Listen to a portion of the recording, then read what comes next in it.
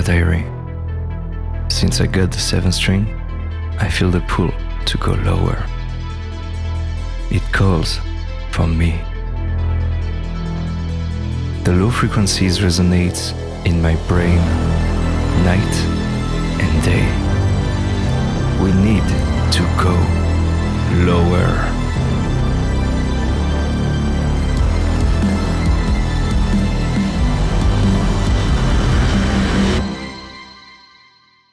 Alright, so I finally did it. I got my hands on a 5-string bass guitar. This is the Ibanez SR305e. I had it for a few weeks now and I'm super happy about it. It's versatile, it sounds good, and it's what I needed.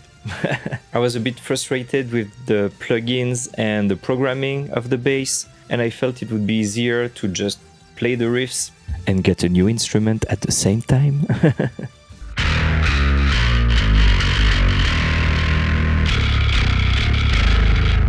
I want to see how it blends with the 7th string and how it blends in the mix. But first we're going to need a riff that justifies this thing's existence. Before we dive into the riff, I wanted to show you real quick the tone I'm using. I wanted that distorted, clunky-ish tone with a big massive low end. I'm using a personal preset on Helix Native. If you're curious to know about how to make that kind of tone and why it works, I made a video about the 3 key principles about modern bass tone that you can go watch after this one if you want to. The bass is tuned to standard, the B string is dropped to A, and I'm using a pitch shifter to go down 1 semitone to drop G sharp to match the 7th string tuning. Well, that's slow. Alright, tempo is set to 190 BPM, it's a bit fast, but we're also going to play 2 times slower. Alright, let's try to record the riff I had in mind.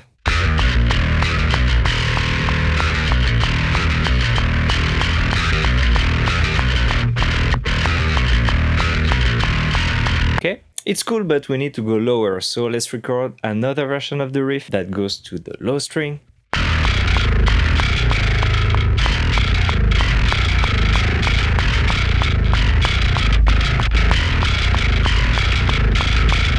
Now with the drum we can really give a different vibe and a different groove to the riff.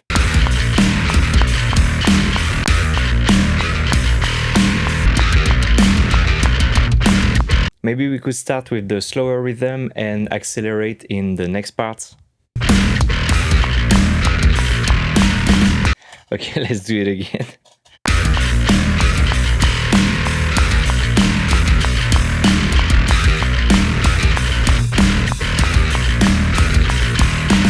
I think I only did one mistake, except not being on time. What? I'm red. Okay, we're back. Before going to the next part, don't forget to let me know what you think in the comments. And why not hit that like button at the same time? Okay, I dig that, I dig that. And let's try to speed up the tempo for the next part.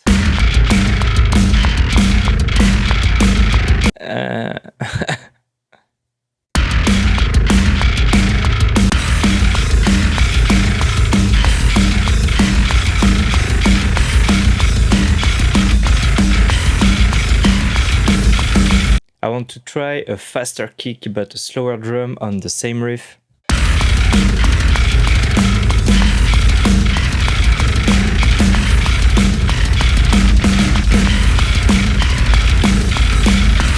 And I want the China on that too.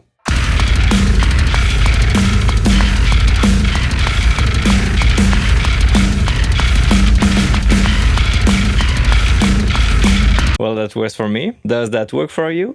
Let me know in the comments. I find that last riff particularly nasty and I like that, so we are going to record the guitar on that riff first. I've loaded Archetype Gojira with the 2nd cab and the guitar sounds like that.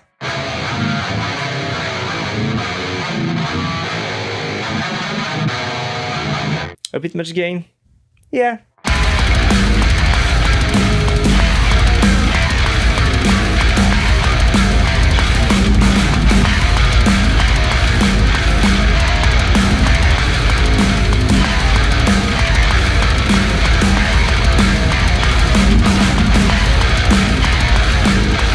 Okay.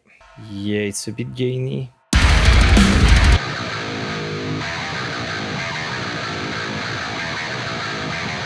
Damn, son.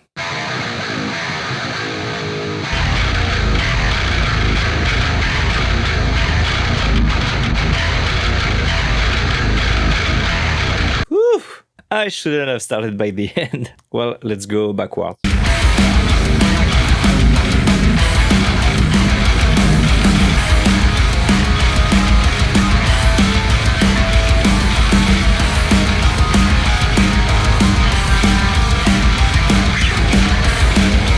I have an idea for a melodic riff, which is a bit Iron Maiden-y or Machine heady. Not sure if it's gonna work, but let's try it.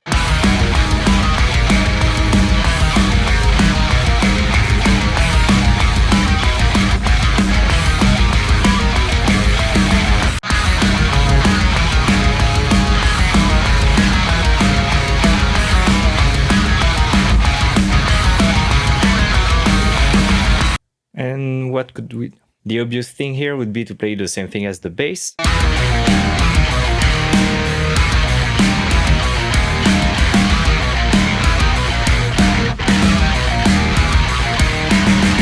But I feel like in my previous riffs, I let the bass play the same part as the kick. So today, let's switch roles and let the guitar play the same pattern as the kick.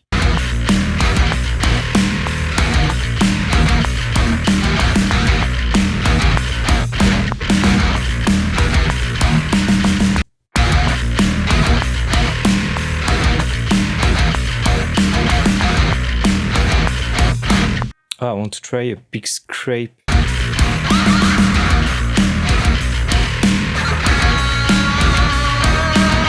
In one of my previous videos where I tried following my own tutorial from years ago, I kind of forgot to put a guitar lead, and to be honest, I'm a bit disappointed by that, because some of the riffs were really great. I have an idea for a lead that goes well over the first riff, so let's try that.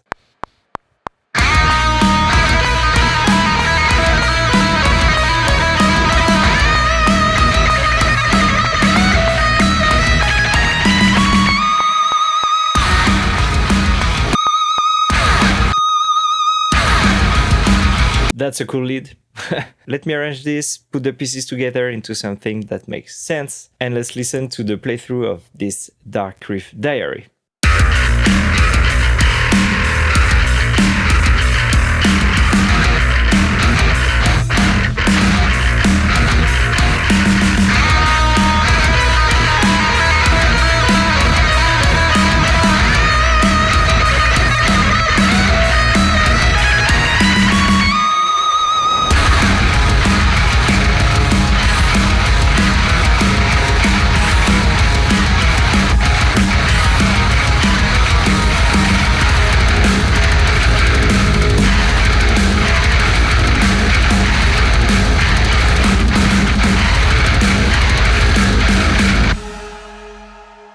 Thank you for hanging out with me today. If you dig the riff and wants to hear more music, make sure to check out the next entry.